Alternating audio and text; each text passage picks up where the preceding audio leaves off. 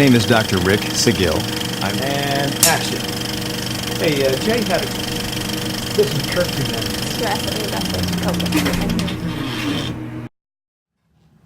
And action. Hey everyone, it's Dr. Rick. Nana had a question about growing old gracefully. And I think that as a 70-year-old, it's a good question. There are a lot of folks that I see that are 70 and really not moving and just a prisoner to the medicines, procedures, the wheelchair, or the home. There's also a lot of 80-year-olds. In fact, I have two Filipino patients that are flying back to the Philippines. That's like a 23-hour flight with all the stopovers, and they're looking forward to it. And they're getting jacked up, and I just called in about 6 months of refills for them so they can take them with them to the Philippines.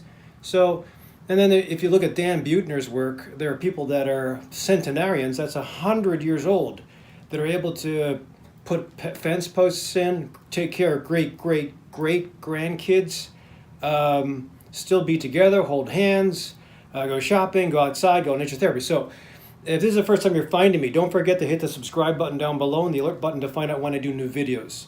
So I put down here dying with dignity because for those of us who have just lost anyone, you definitely want to be, you don't want to see suffering. And it's, our family has had a host of different diseases that have popped up and we've lost some good people, relative-wise. And it's just tough when you see suffering. Now, it'd be great, as everybody says, and you'll hear it, some of you young people will hear, grandma just says, I just want to die, I don't care. And that's a shame. But if we could just pick a day and a date and a method and a speed, we would always say immediately, fast. But it never happens like that.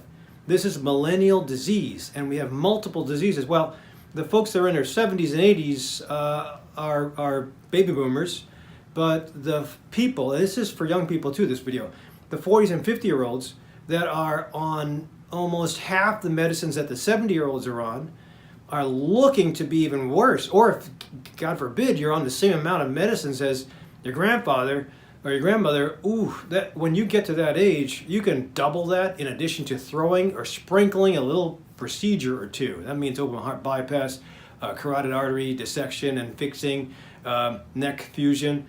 Not good. Cancer cutting. So what we want to do is come up with a formula to get it so that we've done our best.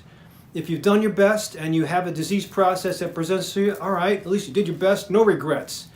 But if you get presented with a surprise at the age of 60, when you retire, 65, you retire, okay, time to travel, oops, I now have a heart attack. Then all that money, all the retirements, the 401ks go into medical, either your medical cards, your medicines, your wheelchairs, your rehab. I mean, bypass can cost up to $100,000. That's one jump, 2 jumps, 3 jumps, you're talking, and then there's diseases after that. So anyway, pay it forward for my patients that are 70s or 80s, or my patients that are 40 and 50 taking care of those. This is for you guys. So this is how I attack it. Number one, I try to get you to focus on mobility. It doesn't matter if you have disease. I think you should focus on mobility. And I know that some of you are raising your hands, well, I'm in a wheelchair, I can't do anything. No. I have a guy that was guillotined at the legs from a car accident, a hit and run on 290 about 2 years ago. And he can't walk, but he's in rehab. He's in a wheelchair, he's kind of drowsy with all the medicines, but we are moving forward. Even if you have somebody who's just paralyzed from the nipples down, at least you can do shrugs, you can do neck range of motion, you can do jaw movement, voice exercises. There's always something. You got to get a coach for that. So if you don't have mobility, then we slowly get you back into it. If you do have mobility, then this is the paradigm, or this is the template of what I would suggest. First, it would be walking. I think it's so easy, it's cheap. In Chicago, it's about 17 to 20 below. The sun is dropping, and in about an hour, it's going to be like 40 below. So nobody go outside, please. However, if we can plan either indoor walking or in the spring, summer, and fall, outdoor walking, I think that's the easiest thing. 90 minutes of no pace, no need to get your heart rate up, just walking. Something as natural as that, that's free. You can't, I mean, in Italy, Passaviata, I believe it's called, is walking after dinner. I think it's nice to have a stroll after dinner. So it gets to see the neighbors, you get outside, you see nature, you see clouds. So watch out for snow, watch out for ice. So that would be the first thing. Then maybe you might want to build up to a little bit of a gym. If you have a gym at your senior center, or if there's a local bike downstairs, or if there's a little treadmill you can get to, go for it. I think that's the next progression. Now, if you're not sure what to do with that, you might want to get a physical therapist involved. And physical therapy is covered by Medicare. There's so many visits per year, but a physical therapist is typically for an injury. So my physical therapists that are watching this, no question, it's the physical therapy is for injury, and that's what Medicare pays for. But tell me anybody at the age of 70 who has no knee pain, who hasn't experienced back pain, who does have or isn't physically deconditioned from watching TV late at night and not exercising, short of breath or winded when they get up. So I think there are reasons that legitimately we can get you to physical therapy. It's up to your doctor if they can find those things. If your doctor is only waiting for injury, you're waiting for the attack to happen or the injury to happen, don't just wait. Condition so we don't have to get to that level. Balance, proprioception, range of motion of joints, truncal stability. So all those things are worthwhile to see a physical therapist for the disease, for the damage, rehab fast, and then before you get discharged, a ticket or a home exercise routine to apply in the gym. If you're lucky enough to have a physical therapy center inside a gym like Streamwood Park District with my physical therapist Lori, I think it'd be great. Not only can Lori take you into her basement physical therapy rehab center, once you're ready, she'll take you upstairs. I ask her to take you upstairs, watch you on the machines, design something, or in the pool if that's what you desire. If you're obese or overweight and you're afraid of joints, a pool will neutralize all weight. It'll also get you moving. You can sweat in a pool and not even feel sweat. So there's several different options. If you don't have a physical therapist that has a gym, that's okay. Oh, by the way, a Center of Elgin, also an Advocate property, can be used, at least the physical therapy part, can be used as an introduction to physical therapy and then a transition to the gym or the machines or the pool. So again, as if you belong to like an Athletico or an ATI where they don't have a gym, that's okay. At least they can still design a makeshift activity that you can apply to your Planet Fitness or your Lifetime Fitness or wherever gym you belong to. But that is available to you, so you should fight for your rights to get that. Sometimes if you don't have a great physical therapist, I can't imagine you not being near a physical therapist. If you don't have a great physical therapist, then you have to find a group. You might just want to stick with walking and maybe advance more to power walking, Nordic walking with sticks, walking with a backpack. I have a video where I put 2 gallons in my backpack that gives me 16 pounds, and walking 3 miles with 16 pounds, it works your trunk. You wouldn't think about it, but walking up Colorado Mountain also works your trunk too. So there's a lot of things to make it interesting instead of just getting a treadmill and doing that for the rest of your life. So have somebody design. You can always have a personal trainer or exercise physiologist design stuff. And no question around you, if you look deep enough, there's going to be chair yoga, Tai Chi, Qigong. So look out for those things. Around Illinois, we have Senior Center in Bartlett, or Hanover Park actually, but it's really close to Bartlett. It's like $5 a class. You have the Bartlett Park District. You have Theosophical Society in Winfield that teaches Qigong and Tai Chi. You will actually have some Qigong and Tai Chi places around you. The Elgin, again, the Center of Elgin too. So those are just a couple of ideas. Look for those classes around your area. Things you can take in case you're too painful to get started. Glucosamine sulfate. I've done a video on glucosamine sulfate. I'll link it down below. Please click the link so you can see what I talk about as far as glucosamine sulfate. Otherwise, this video would be too long. There is topical anti-inflammatories like essential oils. I like Panaway by Young Living. A little pricey if you ask me, but it's worth it for me. If you want to go with a possible prescription, there's something called Pensade. That's Voltaren, for those of you who remember about that. Voltaren, but it's in droplet form. So you put 20 drops, you rub it, and you put it on your knee 3 times a day. Great anti-inflammatory. I used it once. I'm very sensitive with medicines, but it still, with me, caused upset stomach. And that's what anti-inflammatories do. They can cause an upset stomach, or if you have a liver or kidney problem, you probably should ask your doctor first. There are a couple of anti-inflammatories that can be used if you have kidney issues, or if you have reflux, you should be very careful. Finally, there's something called CBD. If you have had the opportunity to get a medical marijuana card, you can get CBD in marijuana form, Low dose, the THC. Don't have to be high, you just have to be anti-inflamed. So CBD mostly in medical marijuana form, or you can go to hemp. CBD in hemp form also works great for my patients who don't have the medical marijuana card. You can rub it on your knees, you can take it internally, usually 3 times a day, either topically or orally. And I have places that I'd like to send my patients to, like Entourage Clinical Services in West Dundee, or Wholesome Health Pharmacy in Huffman Estates. Both of them have good quality. So that will help with the mobility part. If you're on a cane, don't get rid of the cane just yet. You might want to get a thumbs up from your orthopedic surgeon to do this stuff, or your primary care sports medicine physician. Don't get rid of your equipment. When you're ready, we'll give it away later. So number 2 on the potential for what you should be what you should be working on would be memory. I think that memory is challenging, especially as you get older. But one of the biggest problems I've seen with memory is Alzheimer's disease, early dementia.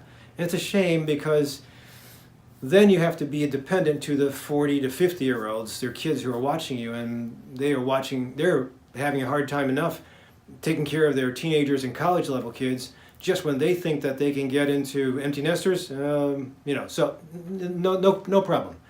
Your kids are there. If you're 70 to 80, your kids are there to support you because you did blood, sweat, and tears to take care of them. My 40 to 50-year-olds, if you're watching this, you should get yourself ready. Otherwise, your kids would be your dependence. You will be dependent on your kids. So it's important to be independent. That's where memory is important. So I really think that sleep is going to screw up your memory if you cut it short. And I think we all poo-poo the value of sleep, but you got to get sleep. We have to keep daytime activities as they are and dark activities as they are, but we don't really embrace that. So I really empower my patients with sleep. I don't like sleeping pills. It doesn't mean that you go from 9 to 7 in the morning and you get a good night's sleep, supposedly good night's sleep, but you wake up totally unrefreshed. That's not a good night's sleep. We have to look for sleep apnea. Usually if you have weight issues, you'll have a sleep apnea or snoring problem. Sometimes a pulmonary guy or a neurology guy can define that, and maybe if you need a mask, we get it for you. I have dentists who also can make jaw or appliances, and that'll also help as well. So clearing out the nose, also important. So that'll help with the sleep, that'll help with memory. Sometimes if we schedule routine activities, you have your typical schedule of the day, it helps with keeping memory right on focus. So sometimes if you have a laser focus and you know this is the morning, this is the afternoon, this is the evening, it helps you keep that task-oriented activity and the brain is always engaged. I think if the brain is not engaged, you're just like not doing anything and watching Netflix and you're just, it's 7:30, it's time for this show. It's 1 o'clock, it's time for this show. That's not great. In fact, I don't like getting in front of the TV too much. So at least if you have a medical disease, definitely if you have a sleep problem, screens off at like 8 o'clock. It's too stimulating. So get a book, old-fashioned stuff.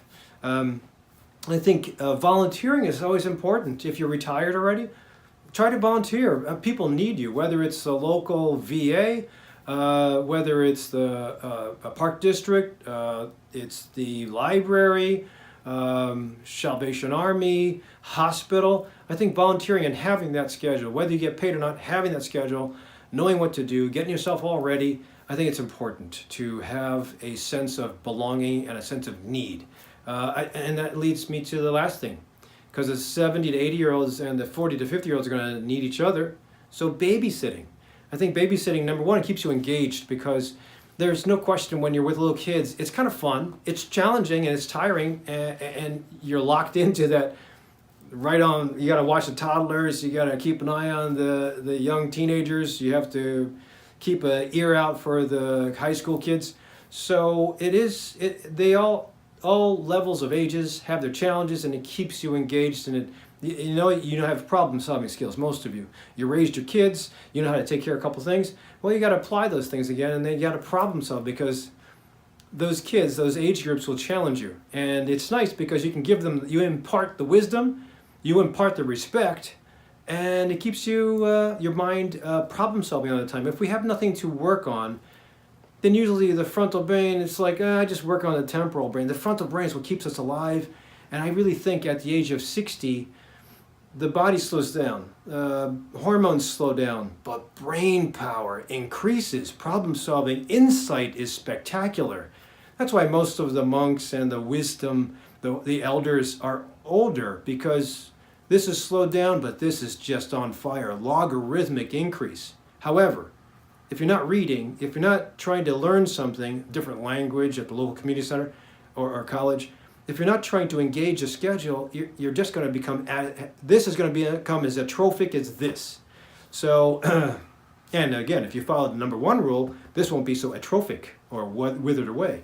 So things that'll help the brain, ginkgo biloba usually will impart this slipperiness to the blood. So supposedly if blood gets to the brain better, it'll get oxygen better and you'll think faster. So that's the ginkgo biloba. That's a supplement. I haven't done any videos on that. I might do it one of these days.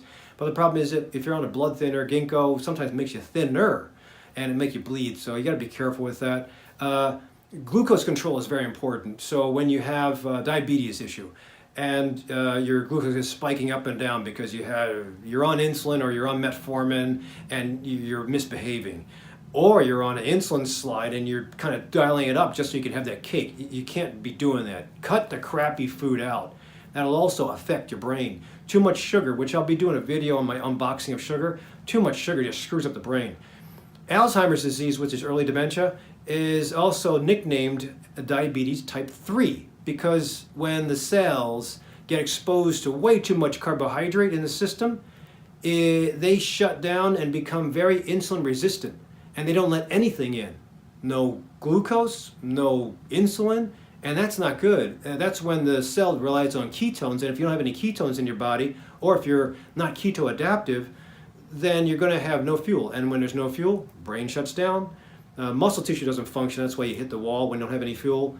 Gut doesn't function, that's why you hit the wall and have gut problems. Well, brain doesn't function, that's where memory goes. So you gotta be eating properly. I know you would think that at an age where you retired and you paid your dues, you can eat anything you want. No, that's not true. In fact, America probably embellishes too much. And if you're gonna pay for anything, pay for what you messed up when you were younger and please eat healthy.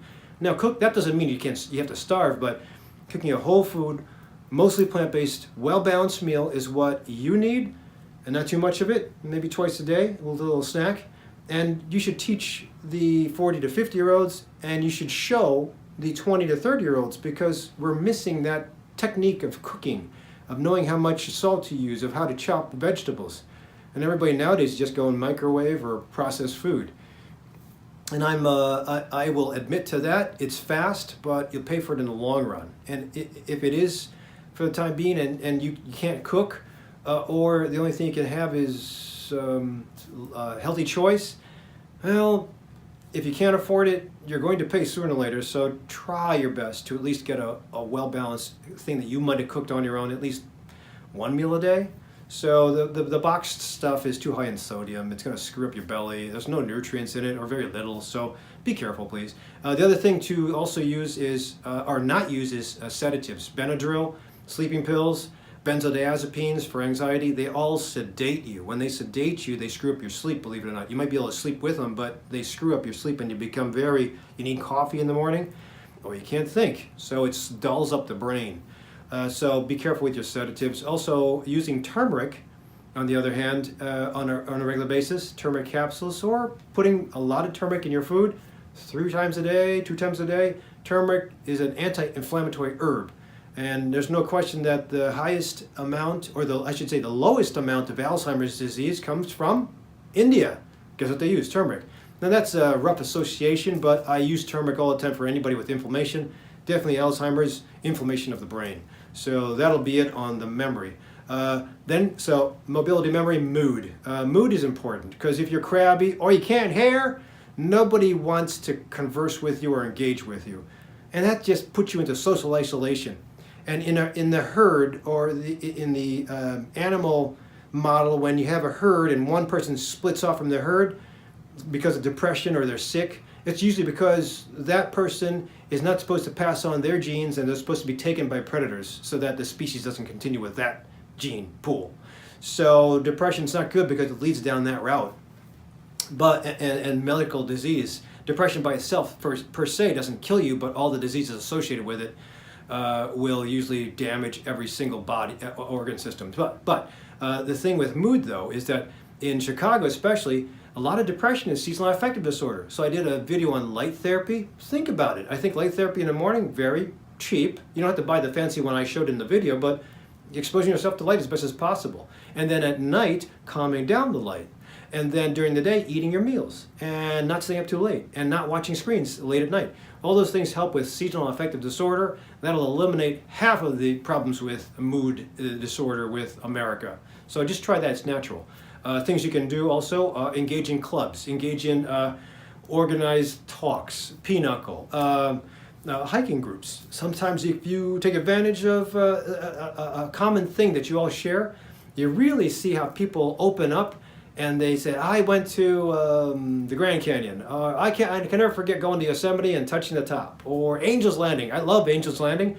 One of the most pristine places I'll remember for the rest of my life.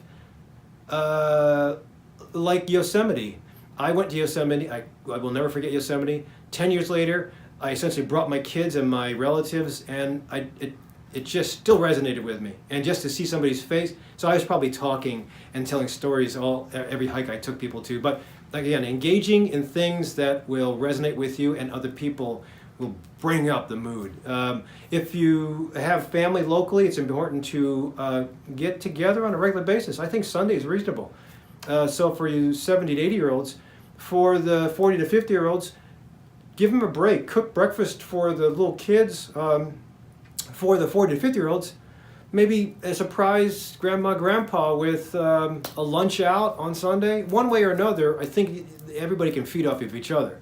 But I think it boosts up the mood. When mood is there, the mobility engagement will be great, and the memory engagement will even be empowered. So if we have no mood, then nothing gets done. So the other things that will help with mood would be, number one, if it's anxiety, SAMe, usually a low side effect profile. You have to be careful if you have a bipolar history. There's also St. John's wort, but St. John's wort kind of interacts with a lot of medicine, so you have to be careful. Ask your doctor. I think 5-HTP will help with sleep, also help with mood. It can interfere with Lexapro, Prozac, and Effexor, so you have to be careful and ask your doc. And then I think a whole food plant-based diet again will help. So the final thing would be medical independence. And what do I mean by that? Well, medical independence is that usually at 70 to 80, most people will be stuck with taking a lot of medicines. And I say stuck because if you don't ask, your doctors will just say, here's your refill, see you in 3 months or 6 months, we'll check again. Or you're negative on your cancer, see you in 6 months. And essentially what they're doing is, they're telling you, not a thing against my colleagues, they're telling you the disease is stable at this point in time, your blood tests are okay, the biopsies are negative, but I'm going to check you again and see if you fall off the wagon. If the cancer is there, if the heart is failing, I will catch it in 6 months. Don't let them do that. Get your parameters, ask your doctors, okay, I got everything from our visit today, what can I do to possibly get off this one pill? Just say one pill. Say hydrochlorothiazide. What can I do, doc, to get off my hydrochlorothiazide by the time I see you in 6 months? And that'll take them for a loop. And if they say, I want you to lose 20 pounds, I say, okay, that's fine, but do the good thing by just asking. If you don't ask, they'll just keep on seeing you every 3 to 6 months, like diabetics, until you fall apart. Pay it forward. Invest in a nutrition coach to help you with fine-tuning your diet and teaching skills. Get to a college and learn how to cook. Invest in an exercise coach, whether it's a physical therapist or a personal trainer or somebody in a community that teaches and loves to teach. Go for it. Yoga instructor, Tai Chi instructor. Invest in a calming coach. I think mood is so... The 70 to 80-year-old generation still doesn't like saying psychiatrist or saying that they have a mental health issue, but I think the 40 to 50-year-olds are okay with that. But whatever it is, don't poo-poo seeing a psychologist, especially if they're good and they can teach you calming practice. Don't poo-poo the psychiatrist too much. If he's the guy that just gives you like 20 pills and then you give another symptom, he gives you another pill, I don't like that. I like guys that work with the dynamics of what's going on. Let's figure out your diet. Let's see what you're doing with your activities. Are you having any other problems? Is your thyroid off? That'd be cool, but I don't know any psychiatrists that do that. Maybe your primary care doctor. So always ask. Even if you're stuck in a wheelchair, like I said in the beginning, ask, what can I do to get stronger? And if the doctor says nothing, screw him. Get a new doctor or her. But there's always an option. If they don't give you an option, they probably don't know. Seek second opinion.